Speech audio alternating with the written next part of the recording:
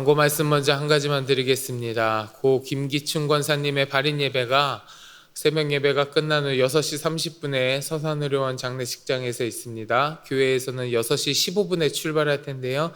우리 발인 예배에 많이 참석하셔서 우리 유가족들을 많이 위로해 주셨으면 좋겠습니다. 자, 오늘 말씀 우리가 요한계시록의 말씀을 같이 나누고 있는데요. 오늘 말씀 나누기 전에 제가 여러분들께 한 가지 예를 들어볼 테니까, 한 가지 이야기를 들려드릴 테니까 잘 들어보세요.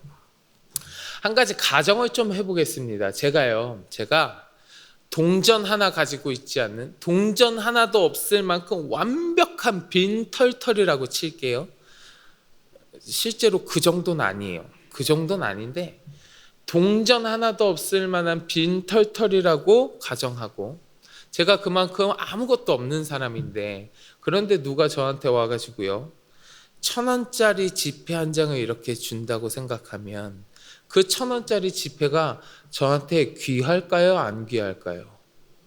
귀하죠. 저는 10원도 없는 사람인데, 동전 한 10원도 없는 사람인 저한테 갑자기 1,000원짜리를 주니까 그게 엄청나게 큰 돈처럼 느껴질 거고 굉장히 귀할 겁니다. 그렇게 1,000원짜리를 보면서 제가 엄청나게 큰 돈이라고 느끼고 있는데, 어떤 다른 사람이 와가지고요, 또 다른 사람이 와서 저한테 뭐라고 하냐면, 그 1,000원짜리를 버리세요. 그 1,000원짜리를 버리면 내가 당신한테 당신이 원하는 만큼 마음대로 쓸 수 있는 백지수표를 주겠습니다 라고 이야기하면 제가 어떻게 할까요? 당장에 버릴 겁니다. 그 1,000원짜리 당장에 버릴 거예요. 만약에 여러분 같으면 어떻게 하시겠습니까? 그 1,000원짜리 버리시겠어요? 안 버리시겠어요? 버릴 겁니다. 아마 버릴 거예요. 그걸 버리고 백지수표를 받을 거예요. 당연한 거예요. 그 상황에서 누가 백지수표를 버리고 1,000원짜리를 받겠습니까? 이게 1,000원짜리인지 백지수표인지 아무런 개념이 없는 갓난아기가 아닌 이상 1,000원짜리를 버리고 백지수표를 얻는다는 건 당연한 이야기예요. 당연한 거라고요. 너무 이 백지수표를 선택하는 건 너무 자명한 일입니다. 근데 여러분, 자, 이제 그 상황까지 갔어요. 그 상황까지 가서 내가 1,000원짜리를 버리고 백지수표를 선택하긴 했습니다. 그럼 1,000원짜리는 버렸잖아요. 내가 버렸으니까 이 1,000원짜리는 더 이상 돈이 아닙니까? 아니에요. 내가 비록 버렸다고 할지라도 이 1,000원짜리는 여전히 돈이에요. 내가 더 큰 돈을 선택했을 뿐이지 이 1,000원이요 갑자기 종이 쪼가리가 되는 건 아니에요. 1,000원은 여전히 1,000원짜리 돈이에요. 만약 백지수표가 없었으면 이 1,000원이요 여전히 저한테 큰 돈이고, 제가 가진 것에 비하면 비교할 수 없을 만큼 큰 돈이라고요. 여전히. 하지만 더 큰 백지수표가 있었기에 이것을 포기한 거죠. 이걸 포기해야 이걸 얻을 수 있다고 하니까.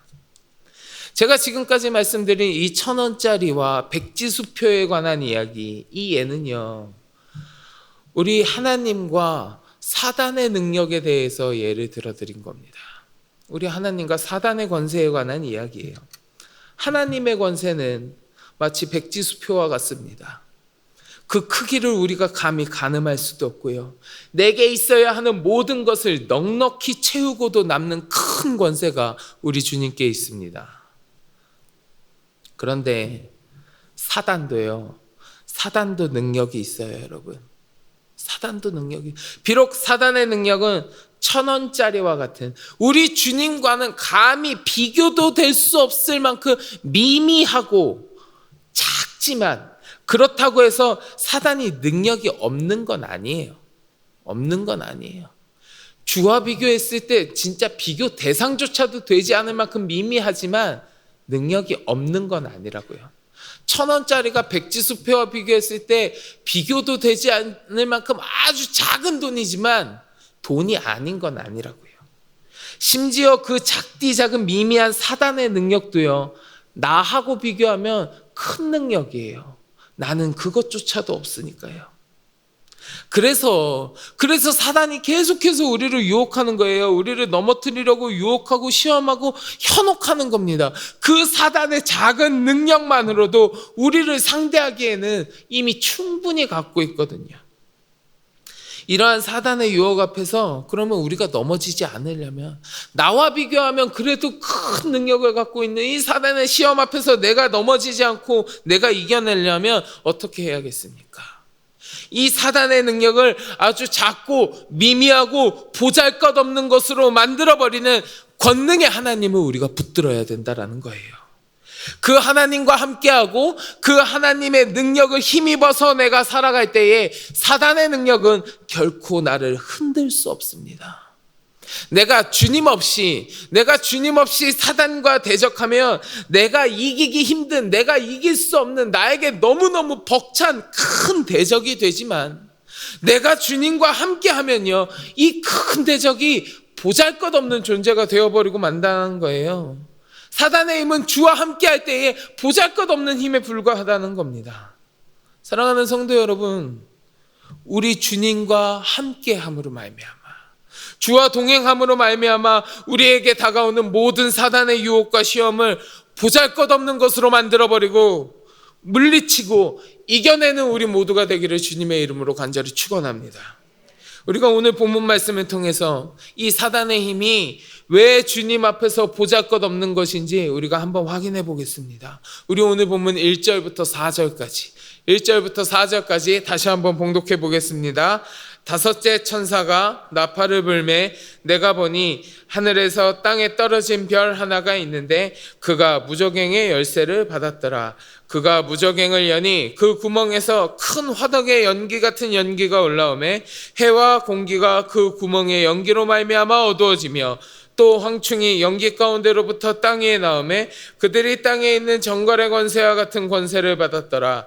그들에게 이르시되 땅의 풀이나 푸는 것이나 각종 수목은 해하지 말고 오직 이마에 하나님의 인침을 받지 아니한 사람들만 해하라 하시더라. 아멘. 자, 오늘 본문에 보니까 1절에서 뭐라 그랬습니까? 하늘에서 땅에 떨어진 별 하나가 있다라고 했습니다. 하늘에서 땅에 떨어진 별 하나가 있다고 했는데 이것은 사단을 칭하는 이야기예요. 사단을 칭하는 이야기인데 이 사단이 지금 무엇을 했습니까?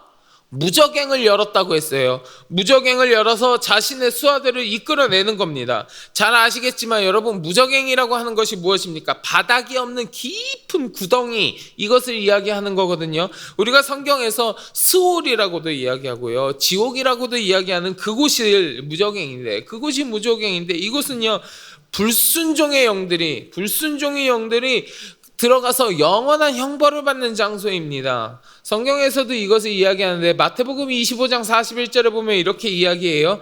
또 왼편에 있는 자들에게 이르시되 저주를 받은 자들아 나를 떠나 마귀와 그 사자들을 위하여 예비된 영원한 불에 들어가라. 이렇게 이야기합니다. 이곳이 무저갱이에요. 이곳이 무저갱인데 이런 무저갱의 문을 열고 사단은 자신의 세력을 그곳에서 끄집어내는 겁니다. 끄집어내서요, 어떻게 합니까? 어떻게 해요? 사람을 해하는 거예요. 그들이 무저갱에서 나와서 사람을 해하는 거예요. 자, 이 말씀 가운데 분명히 드러나는 것이 한 가지 있죠. 그게 뭡니까? 사단의 세력은 사람을 해할 수 있는 충분한 능력이 있다라는 거예요. 이 사단이 가지고 있는 능력이, 사단의 권세가 사람을 해할 수 있는 능력이라는 거예요. 그만큼의 능력을 사단이 갖고 있다라는 겁니다. 그러니 우리 입장에서 바라보면 사단은요, 내 힘으로 이기기 어려운 존재고요, 내 힘만 갖고 대적하기 벅찬 상대의 힘은 틀림없습니다. 틀림없어요. 그런데 이게 끝이 아니죠. 여기서 이야기가 끝나면 사단의 세력이 와서 사람을 해하더라 이러고 나서 딱 그 모든 이야기가 끝나는 거면 우리는 사단에게 질 수밖에 없고 그로 인해서 해함을 받을 수밖에 없고 좌절과 낭만 가운데 빠질 수밖에 없지만 사단을 대적하는 우리의 이야기는 여기서 끝이 아니라는 거예요. 또한 우리가 이 사단의 권세를 두려워할 필요도 없다라는 겁니다. 오늘 본문에서요, 우리가 진짜 주목하고 기억해야 되는 이야기가 1절에서 나오는 한 단어에서 출발합니다. 1절에서 나오는 한 단어. 우리 오늘 본문 1절 한 번 더 같이 봉독해 볼까요? 1절 말씀 같이 봉독해 보겠습니다. 다섯째 천사가 나팔을 불매 내가 보니 하늘에서 땅에 떨어진 별 하나가 있는데 그가 무저갱의 열쇠를 받았더라. 마지막에 뭐라고 이야기하십니까? 무저갱의 열쇠를 받았더라. 사단이 무저갱을 열었어요. 열기는 했는데 그 열쇠는 원래부터 자기가 가지고 있던 게 아니에요. 자기가 그 열쇠를 갖고 있던 게 아니에요. 받았더라. 사단도 그 무저갱의 열쇠를 열 수 있는 열쇠를 누군가에게 받았다는 거예요. 이 받았더라라고 하는 이 한 단어가 사단에게 그 무저갱의 열쇠, 그 권세를 줄 만한 더 높은 권세자가 있다라는 걸 이야기해 주는 겁니다. 더 높은 권세자가 그에게 열쇠를 준 거예요. 원래부터 사단이 가지고 있는 강한 힘이 아니라는 거예요. 누군가가 준 거예요. 더 큰 권세자가 있다라는 것을 이 받았더라라고 하는 이 단어 하나가 증명해 주는 거예요. 우리의 삶을 해할 수 있고 내가 대적하기 힘든 사단의 권세도 사실은 더 큰 권세를 가진 분이 조금 허용해 주었을 뿐, 알고 보면 그 큰 권세자에 비하면 아주 작은 힘에 불과하다는 겁니다. 그러면 그 더 큰 권세를 가지신 분, 진짜 권세를 가진 분이 누구겠습니까? 우리 하나님이지요. 그분이 바로 천지 만물을 창조하시고 절대 주권을 가지고 계신 우리 하나님이라는 거예요. 사단의 권세가 우리의 능력과 비교하였을 때는 커 보이는 거지, 실은 하나님으로부터 지극히 제한되어 있는 조금의 권세만은 일부 허용받아서 일시적으로 사람들을 괴롭힐 수 있을 뿐이라는 거예요. 바로 이게요, 사단이 갖고 있는 권세, 사단의 능력의 본질이고 한계라는 겁니다. 사단은 어떠한 경우에도 하나님의 권세를 벗어나서 자신의 권세를 행할 수는 없습니다. 하나님을 대적하고 성도를 미혹해서 멸망케 하려고 하는 것이 그들의 본질이고 그들의 성격이지만, 그러나 그들이 갖고 있는 능력은 하나님의 권세를 벗어나는 범위로는 절대로 갈 수 없다는 거예요. 절대로요. 욥기 1장 12절에 보면 이런 말씀이 있어요. 여호와께서 사탄에게 이르시되 내가 그의 소유물을 다 내 손에 맡기노라. 다만 그의 몸에는 내 손을 대지 말지니라. 사탄이 곧 여호와 앞에서 물러가니라. 또 욥기 2장 6절에도 다시 한번 이런 류의 말씀이 기록되어 있습니다. 여호와께서 사탄에게 이르시되 내가 그를 너의 손에 맡기노라. 다만 그의 생명은 해하지 말지니라. 사단이 아무리 능력이 있다고 해도 하나님의 권세 범위 밖으로는 벗어날 수 없다라는 거예요. 하나님이 제한하신 그 제한의 범위 안에만 있을 수 있는 거예요. 오늘 말씀에서도요, 마지막으로 오늘 본문에서도 그 사단의 권세의 제한된 범위에 대해서 하나님이 이야기하고 계십니다. 오늘 본문 4절 같이 볼까요, 여러분? 본문 4절 말씀 같이 한번 봉독하겠습니다. 그들에게 이르시되 땅의 풀이나 푸른 것이나 각종 수목은 해하지 말고 오직 이마에 하나님의 인침을 받지 아니한 사람들만 해하라 하시더라. 아멘. 인침을 받지 않는 사람들만 해하라. 네가 해할 수 있는 능력이 있지만 누구만 해하라? 인침을 받지 않는 사람들만. 네가 어디까지 할 수 있는지 하나님께서 제한하시는 거예요. 사단의 권세는 하나님의 제한의 범위를 결코 벗어날 수 없습니다. 하나님과 비교하면 제한되어 있는 아주 극소한, 아주 미미하고 작은 능력만 갖고 있는 것이 사단이라는 겁니다.